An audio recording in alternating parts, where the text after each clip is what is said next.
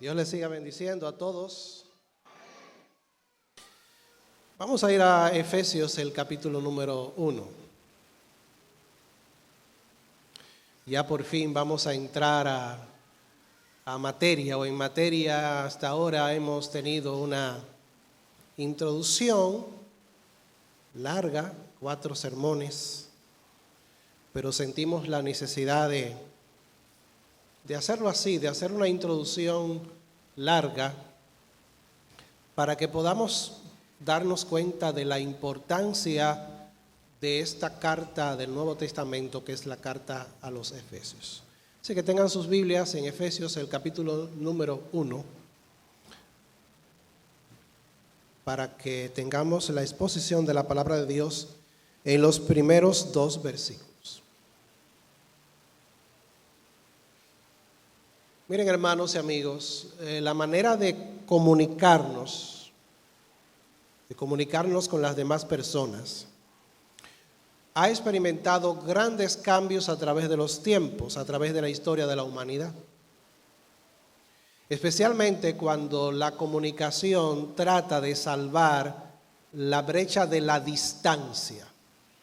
Porque nosotros que estamos aquí en esta mañana, tenemos el privilegio de comunicarnos fácilmente porque estamos aquí, físicamente, presencialmente, todos en este lugar. Pero ¿qué cuando la distancia nos separa de una persona con la cual nosotros queremos establecer comunicación?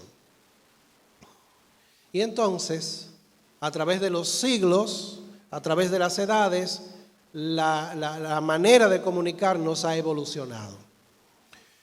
Muy antiguamente, en una época muy primitiva, una forma de salvar esa distancia para la comunicación era a través de señales de humo. Esa era una forma de comunicarse. Y otra muy común en la época del Antiguo Testamento, que puede verse en 2 de Samuel, creo que capítulo 18, 19, es el correo humano. Utilizaban a una persona como correo para que llevara una comunicación escrita a un lugar distante a otras personas. Entonces, esa persona, que era como un correo humano, comenzaba a correr y comenzaba a desplazarse con la finalidad de llevar ese mensaje. Así, de esta manera, establecer una comunicación entre el emisor y el receptor. Cuando yo tenía aproximadamente unos 20 y tantos años, pero no hace mucho, habían lo que se llamaban los celulares análogos. Y había una marca muy famosa, la marca Qualcomm, que era un celular, pero mire, que parecía de esos guayaos, de esos aparatos que sirven para hacer frío. Eran aparatos enormes. Y también en esa época existían los beepers. ¿Cuántos llegaron a tener un beeper?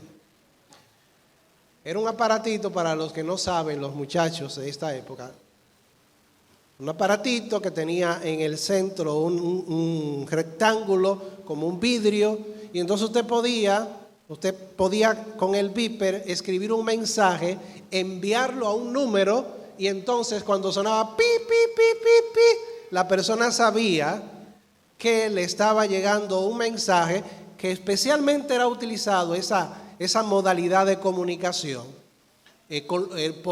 por los vendedores, para decirle, mire, voy camino más a esa, ya usted sabe, guárdeme el cheque, etc. Pero más actualmente tenemos el Internet, o la Internet, que ha revolucionado la comunicación a distancia. Las redes sociales como Facebook, Instagram y YouTube también, si se puede llamar una red social, entre otras. Y las apps o las aplicaciones como Telegram y el gran WhatsApp. El WhatsApp es un medio muy eficaz para uno poder establecer también comunicación con otras personas. Yo recuerdo, y ustedes saben, o muchos de ustedes saben, la amistad que me une y el amor que me une con el pastor y maestro Fernando Félix, que 20 y pico de años atrás, 30 años atrás, cuando yo quería comunicar algo a mi querido maestro Fernando, yo escribía una carta a mano. Las computadoras, eso era algo muy escaso, si no inexistente. Y cuando venía el pastor Osiris Corniel aquí a la congregación, entonces yo le decía a Osiris, yo quiero que usted le entregue esta carta a Fernando. En ella yo expresaba inquietudes bíblicas y teológicas para que él me aclarara algún punto determinado. Pero saben, la respuesta no llegaba inmediatamente. Yo tenía que esperar a que el pastor Osiris Corniel regresara 6 o quizás un año después aquí a la congregación, y entonces él me entregaba la respuesta de mi querido pastor y mi querido maestro Fernando Félix. O sea que salvar la distancia en cuanto a la comunicación en aquella época era difícil. Ahora, no importa el medio que usemos para comunicarnos, dos cosas son evidentes en la comunicación. En primer lugar, los seres humanos somos seres sociales. Y la comunicación es esencial para que usted y yo podamos expresar lo que pensamos, lo que creemos y lo que sentimos. Hay momentos en los cuales uno quisiera expresarle a una persona cómo se siente. En la comunicación, en segundo lugar, se dan por lo menos 3 elementos principales. Un emisor, que es la persona que emite el mensaje, que se comunica o que toma la iniciativa. Un receptor, que es el que recibe el mensaje, y el mensaje mismo. El emisor, el receptor y el mensaje.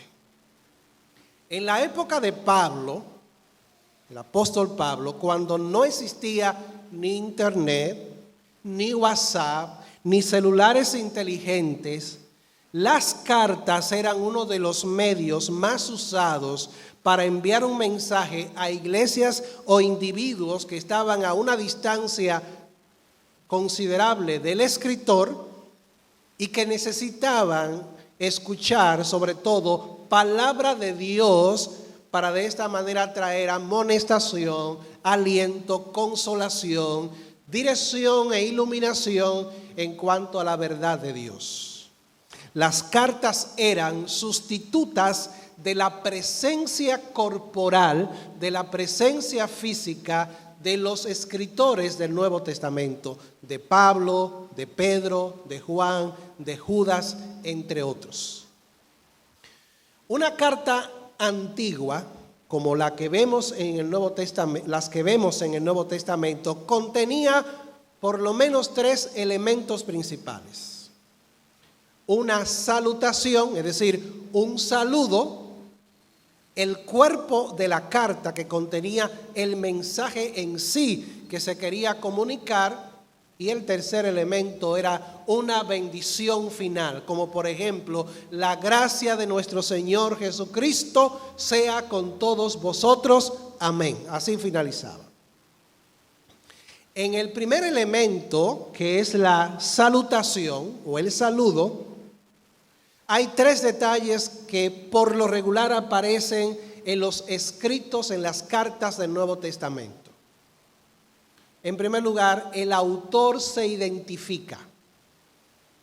Por ejemplo, Pablo, tal cosa. Segundo, el autor identifica al lector o al destinatario original, a la iglesia que está en Corinto, por ejemplo.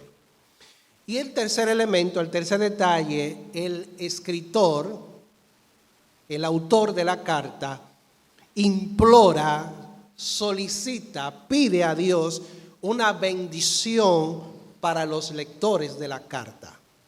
Gracia y paz les sean multiplicadas de parte de Dios el Padre y de nuestro Señor Jesucristo. Pero además, en esta parte de la carta, que es la salutación, el primer elemento de la carta, el saludo, normalmente aparecen los temas más importantes que luego se han de desarrollar en el cuerpo de la carta.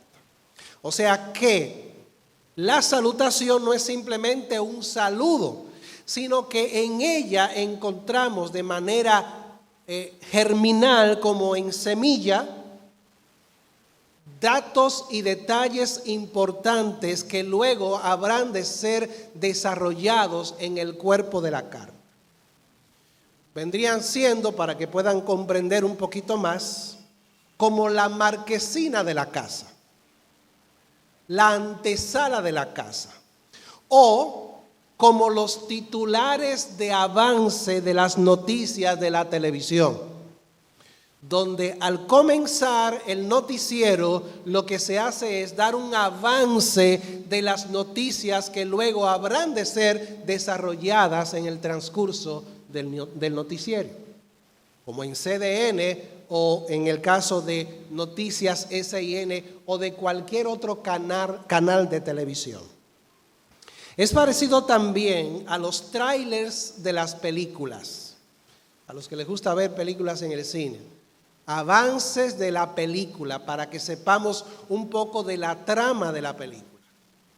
Hermanos y amigos, todos estos detalles están presentes en nuestro sermón en el día de hoy, en el texto de nuestro sermón en el día de hoy, que es Efesios capítulo número 1, versículos 1 al 2, el cual les invito a que nosotros leamos en este momento, puestos de pies una vez más. Efesios capítulo número 1, versículos 1 y 2. Yo quiero que usted lo lea conmigo en voz alta. Efesios capítulo número 1, versículos 1 y 2. Juntamente conmigo. Pablo, apóstol de Jesucristo por la voluntad de Dios, a los santos y vosotros en Cristo Jesús que están en Éfeso. Gracia y paz a vosotros, de Dios nuestro Padre y del Señor Jesucristo. Muchas gracias, se pueden sentar. Ahí, como ustedes pueden notar, están los tres elementos o los tres detalles importantes de la salutación. El autor, ¿quién es el autor? Pablo, y dice algo acerca de sí mismo. Apóstol de Jesucristo por la voluntad de Dios. Luego viene el lector, a los santos y fieles en Cristo Jesús, que están ¿dónde? En Éfeso. Y luego viene en el versículo 2 el tercer elemento, que es la bendición.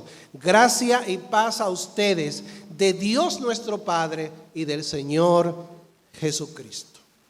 Hermanos, el elemento importante aquí, y este es el tema que quisiéramos considerar en esta mañana, en este pasaje, es que tanto el emisor, es decir, Pablo, como los receptores, es decir, los que reciben la comunicación, la epístola o la carta, que son los efesios, se convierten en receptores del propósito glorioso de Dios.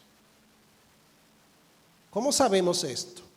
Lo sabemos porque en el capítulo número 3, Pablo elabora un argumento acerca de que él ha sido objeto de la multiforme gracia de Dios y lo ha capacitado para dar a conocer el misterio que antes había estado oculto en Dios desde los siglos y edades, conforme al propósito que Dios se había propuesto en sí mismo en Cristo Jesús.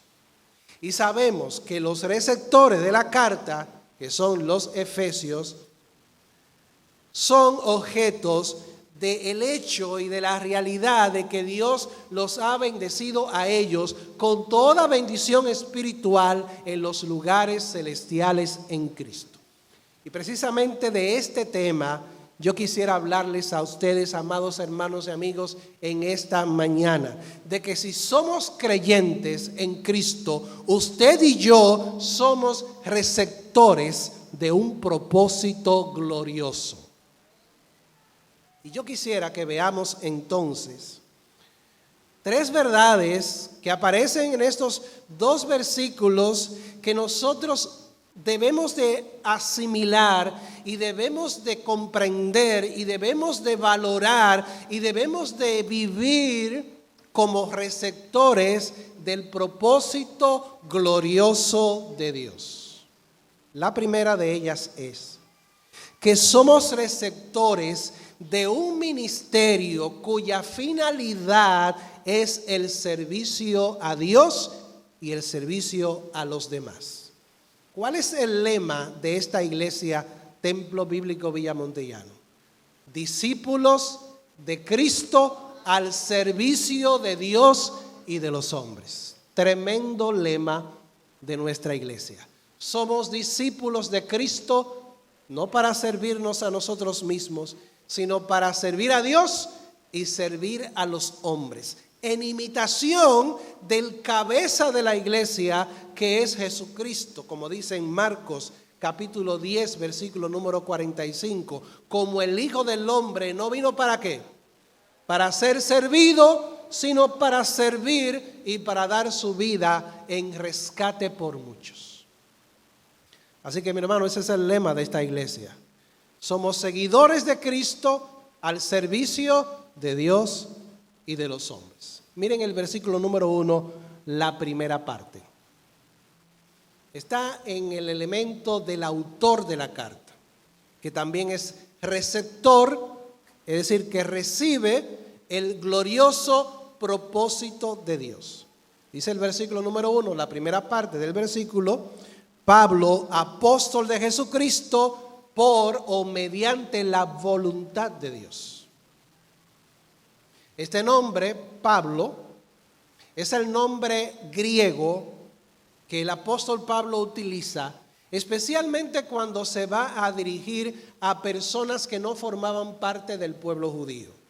El nombre hebreo de Pablo era Saulo. ¿Recuerdan Hechos capítulo número 9? ¿Qué fue lo que Cristo le dijo desde el cielo? Saulo, Saulo, ¿por qué me persigues? Es el nombre griego, el nombre hebreo, que fue puesto al apóstol Pablo por sus padres, probablemente en honor del primer rey de Israel que se llamaba Saúl. Porque Pablo era también, al igual que Saúl, de la tribu de Benjamín, hebreo de hebreos.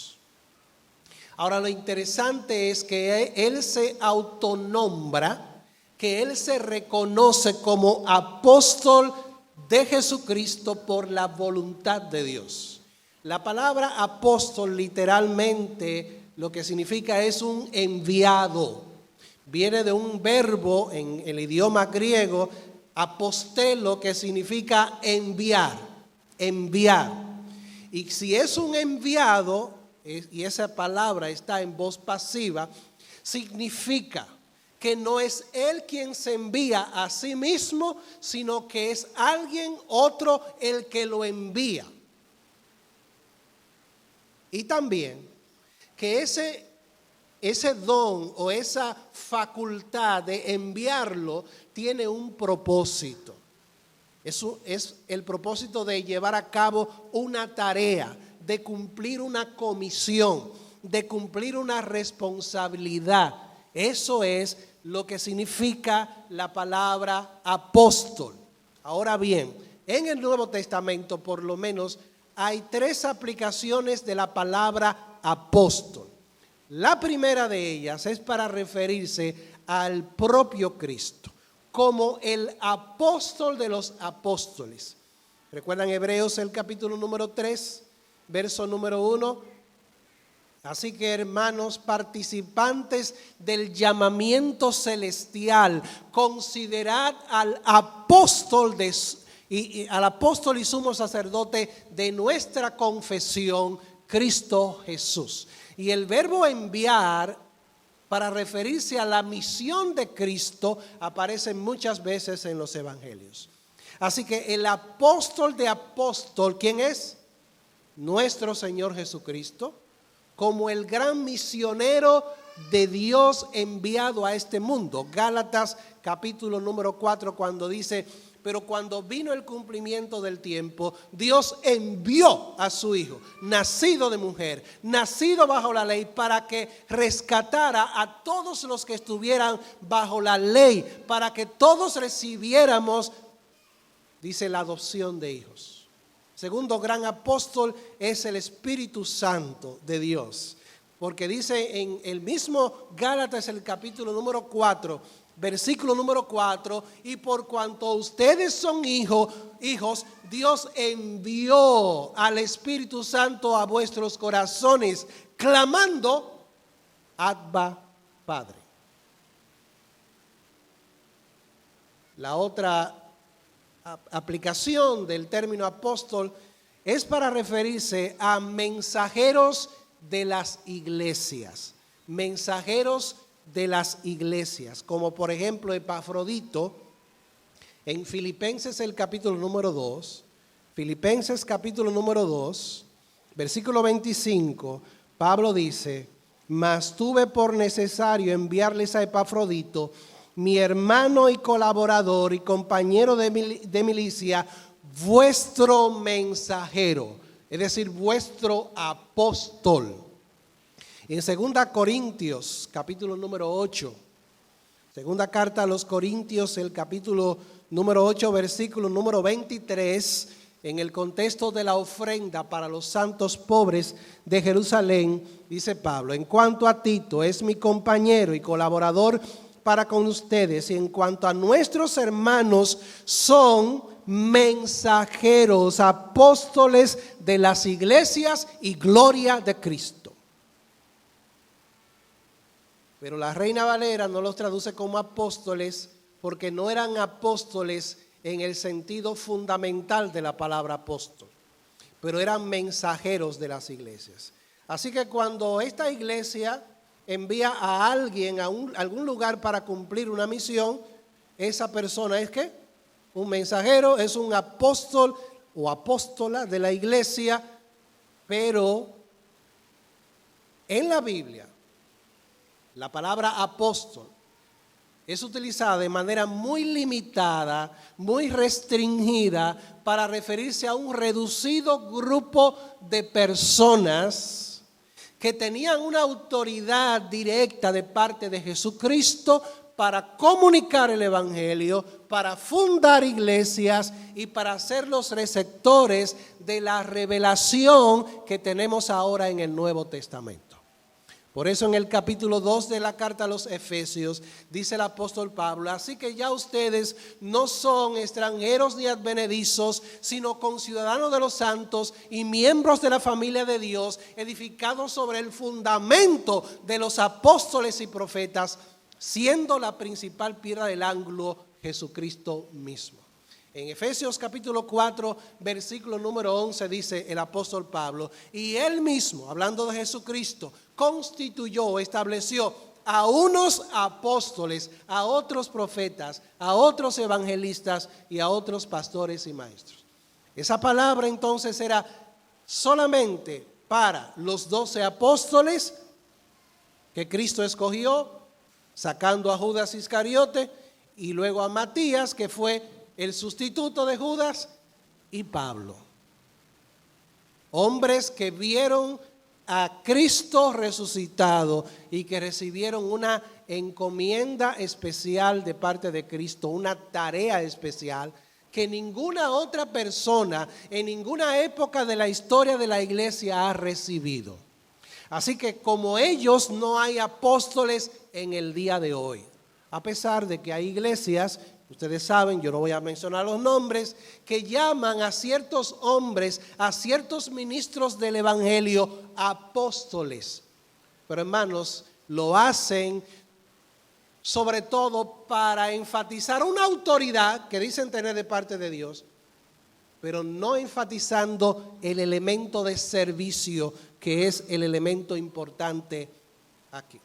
Mis amados hermanos, al igual que Pablo, nosotros hemos recibido de Dios una tarea, una misión, un ministerio. Somos receptores de un ministerio para servicio. No es para nuestra propia gloria, no es para nuestro propio enaltecimiento, no es para encumbrarnos, no es para ejercer una autoridad negativa en la iglesia, no es para que todo el mundo nos llame apóstol, apóstol Carlos, o apóstol Marrero, o apóstol Lucrecio, sino para servir a Dios y a los hombres para la gloria de Dios. Y dice Pablo, apóstol de Jesucristo, es decir, que pertenece a Cristo y que Cristo lo comisionó, Cristo lo escogió para esa responsabilidad mediante la voluntad de Dios, es decir, porque Dios quiso. Es decir, esto no es un asunto de autoengancharse a ser apóstol, sino por la voluntad de Dios. No podemos continuar mencionando tanto detalle porque se nos va el mensaje. En segundo lugar, la segunda verdad que vemos aquí es que somos receptores de una privilegiada posición. ¿De qué somos receptores? De una privilegiada posición. Versículo número 1 de Efesios capítulo número 1. Luego de haberse mencionado como el autor de la carta, Pablo, apóstol de Jesucristo, mediante la voluntad de Dios, ahora la segunda parte del versículo toca a los lectores o a los cuales se le dirigió la comunicación o la carta de parte del apóstol Pablo. A los santos y fieles, ¿en quién? En Cristo Jesús, que están en Éfeso. Esta expresión, esta serie de expresiones, lo que señalan es la privilegiada posición o la naturaleza de lo que somos en cuanto a Dios y el propósito glorioso de Dios. Somos receptores de una privilegiada, es un privilegio ser santos y fieles en Cristo Jesús. Esta palabra santos, dice un autor llamado Warren Wiersbe, dice que es la palabra más mal usada de todas las palabras de la Biblia. La palabra más mal comprendida en el mundo actual. La palabra santos. Porque ¿qué es lo que le viene a la mente de las personas? ¿Qué es lo que nos viene a la mente de nosotros cuando oímos la palabra santo? Bueno, una imagen, una pintura de una persona, por lo regular con un rostro fino, con una aureola encima de su cabeza, unos ojos claros. Nunca pintan por lo regular un santo prieto, sino un santo blanco, con unas facciones al estilo anglosajón, etc. Pero estas personas no llegaron a ser santas así por así, sino que lo llegan a ser por la autoridad de la iglesia católica romana. Después de un proceso largo de reconocimiento, de confirmación de que esta persona, mientras estuvo en vida, porque no se reconocen santos hasta que mueren, esta persona estuvo en vida, hizo milagros, por lo menos 2 milagros en su etapa terrenal, y vivió una vida casi intachable y casi impecable, casi sin pecar. Y entonces en una ceremonia, primero lo beatifican y luego lo canonizan, lo reconocen como un santo. Pero en la Biblia nunca la palabra santo tiene ese sentido que le da la iglesia oficial, sino que la palabra santos se está refiriendo al pueblo de Dios o a los que forman parte del pueblo de Dios que han sido apartados del mundo, tomados por Dios para servir a Dios y para consagrarlos para el servicio a Dios. Y cuando Pablo utiliza esta palabra, cuando la Biblia utiliza esta palabra, y en Efesios aparece en el versículo número 1 del capítulo número 1, en el versículo 15 del capítulo número 1, en el versículo 18, en el capítulo número 19, en el capítulo 3, versículo 8 y 18, capítulo 4, verso 12, cuando dice, a fin de perfeccionar a los santos, en Efesios 5:3 y en Efesios 6:18, cuando es utilizada, se refiere a los que forman parte de la iglesia. Personas que antes estaban muertas en sus delitos y pecados, pero que recibieron vida juntamente con Cristo por medio de la fe en Él. No sé quiénes son los santos, hermano. Señáleme un santo aquí. Señáleme un santo. ¿Tiene miedo? No. ¿Quién es santo aquí? Levante la mano los que se consideran santos. Todos los que estamos en Cristo, todos los que hemos creído en Jesucristo, ¿somos qué? Somos santos. Dígalo con orgullo, con satisfacción. Somos santos. Dios nos apartó, Dios nos separó para Él, para servirle y para vivir para su gloria. Y luego dice fieles, es decir, que son creyentes. La palabra pistos, la palabra griega pistos, es para referirse a creyentes. No fidelidad necesariamente, aunque debemos ser fieles, sino en el sentido de que tenemos fe. Porque ¿qué dice la Biblia en Hebreos 11:6? Pero sin fe es imposible agradar a Dios. Toda persona que ha puesto su fe en Jesucristo es un creyente, es un fiel. Así que el santos y fieles es el mismo grupo. Todos aquellos que han confesado el señorío de Jesucristo son santos y fieles. ¿Por qué? Noten la expresión que sigue. A los santos y fieles en Cristo Jesús. Es decir, que están unidos a Cristo por la acción soberana de Dios. Pero que están en Éfeso. Es como si dijera a los santos y fieles en Cristo Jesús que están en Iglesia, Templo Bíblico, Villa Montellano. John MacArthur, ¿cuántos conocen a John MacArthur? El famoso pastor y teólogo norteamericano, uno de los grandes hombres de Dios en este tiempo. Dice él en su comentario a los Efesios: desde la perspectiva de Dios, los creyentes son aquellos a quienes Él ha hecho santos, y desde el punto de vista del hombre, los creyentes son aquellos que son fieles porque han confiado en Cristo Jesús como su Señor y su Salvador. Entonces, hermanos, somos receptores de un propósito glorioso porque recibimos una privilegiada posición en Cristo. Ahora hemos sido santificados en Cristo Jesús. Y dice en 1 Corintios, llamados a ser santos. Y como en 1 de Pedro dice, capítulo número 1, versículo número 15, sino que como aquel que os llamó es santo, sean también ustedes santos en toda su manera de vivir, porque escrito está, sean santos porque yo soy santo. En tercer y último lugar, hay una tercera verdad. Y esta verdad aparece en el versículo número 2 del capítulo número 1, capítulo 1, versículo 2. Esta verdad es que usted y yo somos receptores. Recuerden que receptor es que recibe algo. Somos receptores del deseo divino de bendecirnos. ¿Qué somos? Receptores del deseo de Dios de bendecirnos. Miren el versículo número 2.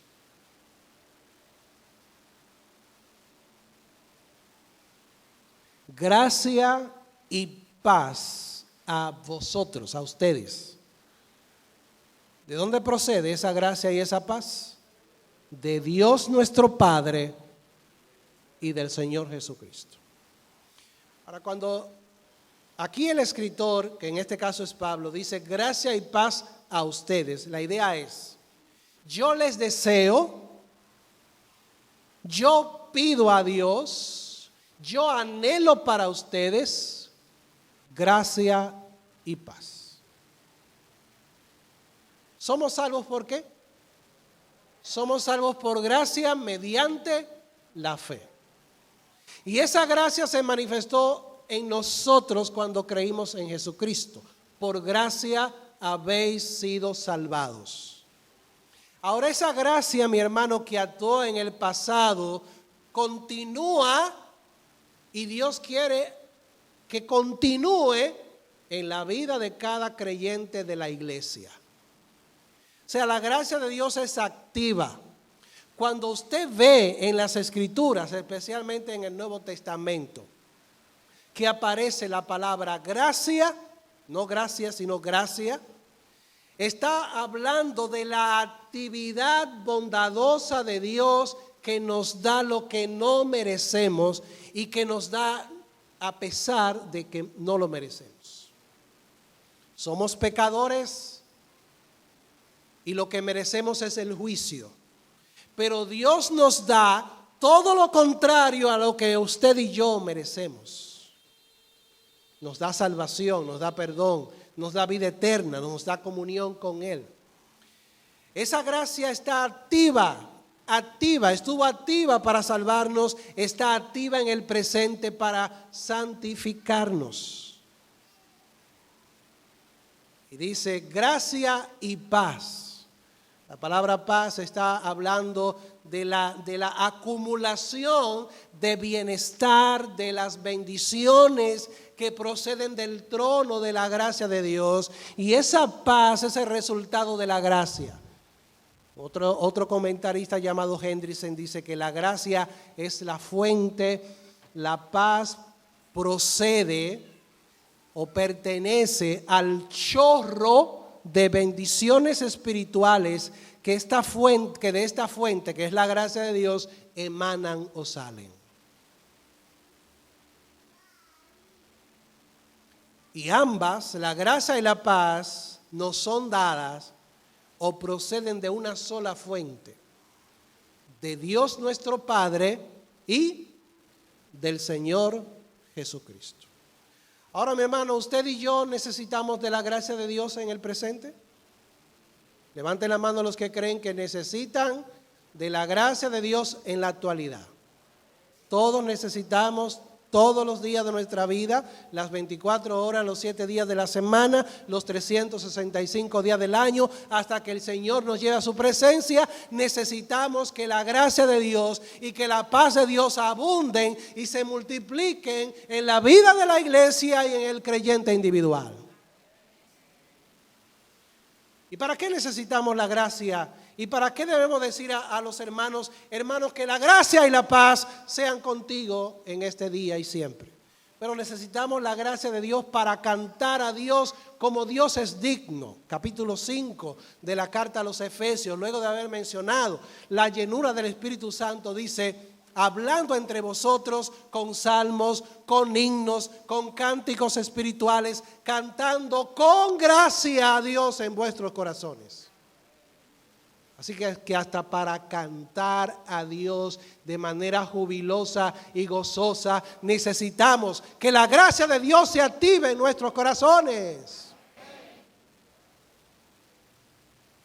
Necesitamos la gracia de Dios todos los días para hablar la palabra de Dios, para conversar de una manera en que esté sazonada con la gracia de Dios. Dice en Colosenses, el capítulo número 4, versículo número 6, sea vuestras palabras siempre con gracia, sazonada con sal, para que sepáis cómo responder a cada uno. Échale un sazoncito de la gracia de Dios a tus palabras, mi hermano. Échale un caldito de pollo de la gracia de Dios para que sazone tus palabras en tu hablar diario con otras personas, de tal manera que comuniquemos con poder la gracia de Dios al corazón de amigos y de hermanos. Necesitamos de la gracia de Dios todos los días para soportar lo humanamente insoportable. El apóstol Pablo menciona que él Dios le mandó un aguijón en su carne, un mensajero de Satanás que lo abofeteaba y que él le pidió al Señor, a Cristo, 3 veces: Señor, quítalo de mí. ¿Y saben la respuesta del Señor? Bástate mi gracia, porque mi poder se perfecciona en la debilidad. Hermano, a veces Dios no nos quita el aguijón, pero sí nos da la gracia, el poder para soportar el aguijón. Necesitamos gracia para vencer nuestra mundanalidad. Dice Juan: no améis al mundo ni las cosas que están en el mundo. Si alguno ama al mundo, el amor del Padre no está en él, porque todo lo que hay en el mundo, los deseos de la carne, los deseos de los ojos y la vanagloria de la vida no provienen del Padre, sino del mundo. Y el mundo pasa y sus deseos, pero el que hace la voluntad de Dios permanece para siempre. En Santiago capítulo 4 dice: oh almas adúlteras, ¿no sabéis que la amistad del mundo es enemistad contra Dios? Cualquiera que se quiera hacer amigo del mundo se constituye en enemigo de Dios. ¿O no sabéis que la Escritura dice: el Espíritu que Él ha puesto en nuestros corazones nos anhela celosamente? Y luego dice en el versículo número 6 del capítulo número 4: pero Él da mayor gracia. Por esto dice: Dios resiste a los soberbios y da gracia a los humildes. Necesitamos gracia en la tentación. Hebreos capítulo número 4. Teniendo un gran sumo sacerdote que traspasó los cielos, Jesús el Hijo de Dios, retengamos nuestra profesión, porque no tenemos un sumo sacerdote que no pueda compadecerse de nuestras debilidades, sino uno que fue tentado en todo, según nuestra semejanza, pero sin pecado. Y luego en el versículo número 15 dice: acerquémonos pues, verso 16, confiadamente al trono de la gracia, para alcanzar misericordia y hallar gracia para el oportuno socorro. Así que, mi hermano, si la tentación te está hundiendo, si la tentación te está azotando, dile al Señor: Señor, necesito de tu gracia. Señor, socórreme en el momento oportuno para no pecar contra ti y glorificar tu nombre. Y necesitamos gracia para ejercer nuestros dones espirituales y ponerlos al servicio de los demás. Pero a cada uno de vosotros le ha sido dada la gracia conforme a la medida del don de Cristo. ¿Para qué? Para el perfeccionamiento, la capacitación de los santos, para la obra de ministerio, para la edificación del cuerpo de Cristo, hasta que todos lleguemos a la unidad de la fe y del conocimiento del Hijo de Dios, a un varón perfecto, a la medida de la estatura de la plenitud de Cristo. En conclusión, quisiera 4 aplicaciones brevemente. Amados hermanos, somos receptores de un propósito glorioso. ¿Cuántos se sienten contentos por ser receptor de un propósito glorioso? Por lo tanto, miremos a nuestros hermanos en Cristo con los ojos de Dios. Miremos a nuestros hermanos en Cristo con los ojos de Dios. Usted no es cualquier cosa. Usted es un hijo y una hija de Dios.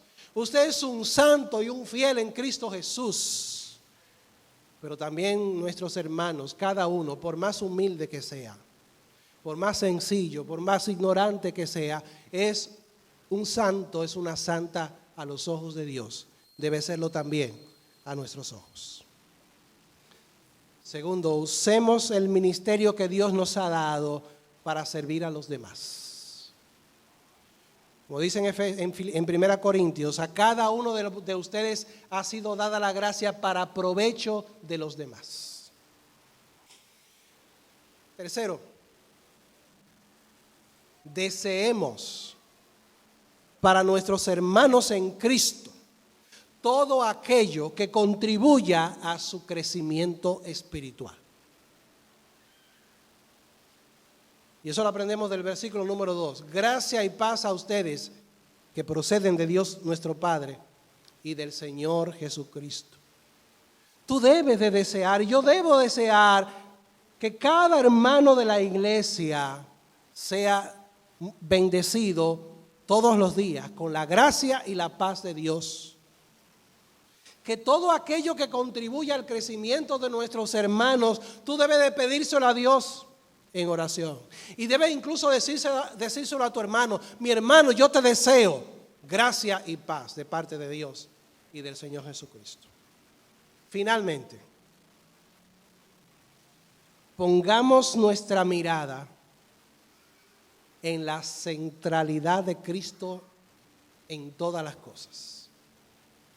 Pongamos nuestra mirada en la centralidad de Cristo en todas las cosas. La agrupación cantaba ahorita: Jesús, tú eres el centro. Tú eres el centro. Y esta centralidad de Cristo aparece en el pasaje que nosotros leímos. Mírenlo de nuevo. Capítulo número 1, versículos 1 y 2. Dice Pablo, apóstol de ¿quién? De Jesucristo, o de Cristo Jesús, por la voluntad de Dios. ¿De quién es el apóstol? De Cristo Jesús. Pero no solamente Pablo, dice a los santos y fieles que están ¿dónde? En Cristo Jesús. Y la bendición, verso 2, gracia y paz a vosotros, de Dios nuestro Padre y del Señor Jesús. Hermanos, todo comienza con Cristo, todo termina con Cristo. Tú eres el centro, tú eres el centro. Así que volquemos nuestra mirada y pongámosla solamente en nuestro amado Salvador. De Él procede todo, todo viene de Él, por Él y para Él. Y a Él sea la gloria por los siglos de los siglos. Amén. Puestos de pie, vamos a llamar a la agrupación para que nos terminen en alabanza. Hazme un siervo para tu gloria. Vamos a orar.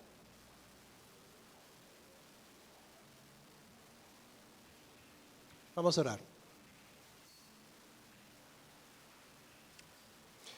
Te alabamos y te bendecimos en esta mañana, Señor.